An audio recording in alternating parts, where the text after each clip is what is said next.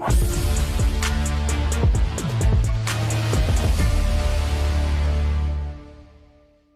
all, I am Dr. G. Srinivasa Gupta, Professor, Department of Mechanical Engineering. Today we are going to discuss force analysis in dynamics of machinery in this lecture. First of all, we need to understand what are different types of forces. As we discussed in previous lecture also, these forces are categorized into two types: static force, applied forces and constrained forces. As we know that constrained forces are a pair of action and reaction forces induced in the connected members.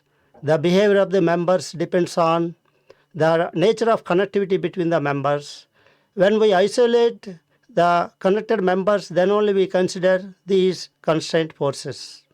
Other hand, the forces which are coming from outside on the system or parts of the system is called applied force, and number of forces are coming on the system, applied forces. And also the force analysis in dynamics of machinery categorized into two types: static force analysis and dynamic force analysis.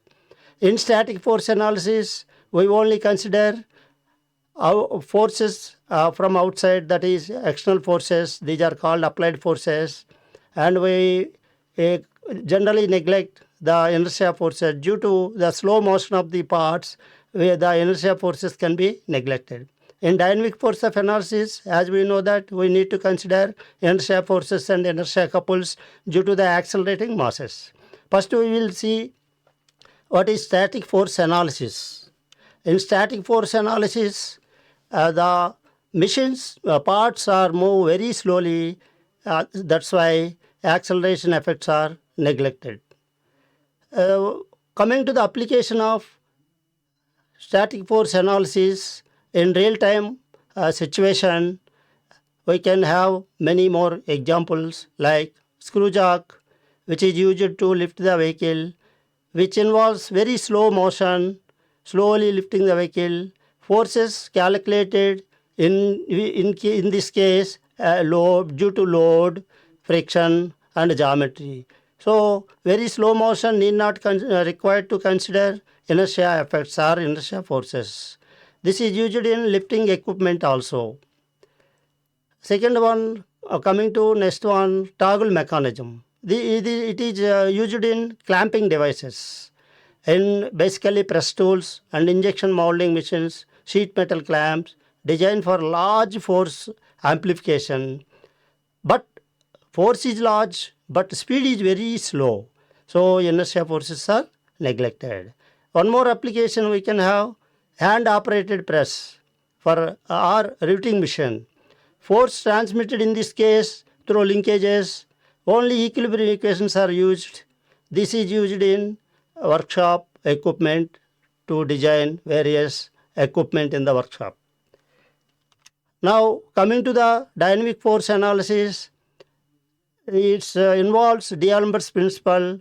As we know that D'Alembert's principle, he states that inertia forces, inertia couples together with external forces, external torque, combinedly keep the system equilibrium, static equilibrium.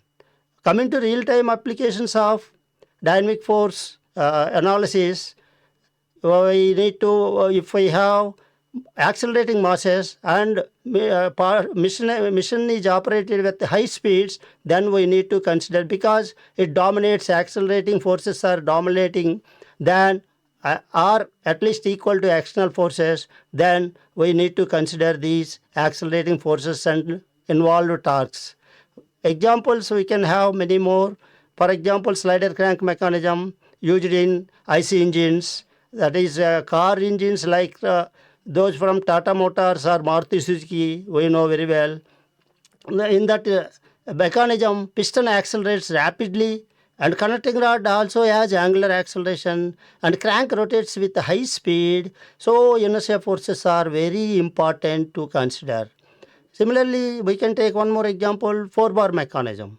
In high-speed presses, so mechanical power presses, high RPM they rotate in their operation, and links accelerate laws. So dynamic analysis required means we need to consider inertia forces and torques involved due to inertia.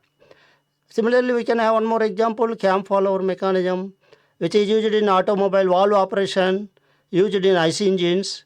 Cam rotates at high speed, then follower acceleration produces inertia force. So we need to consider inertia forces in this case. Similarly, other examples we can have reciprocating compressors and high-speed turbines, because the rotors rotate with heavy speed. If the mass center of the rotor is not coinciding with the axis of rotation of the rotor, there will be a large inertia forces which also involving inertia and gyroscopic effects, which must be considered while analyzing the dynamic conditions of these systems.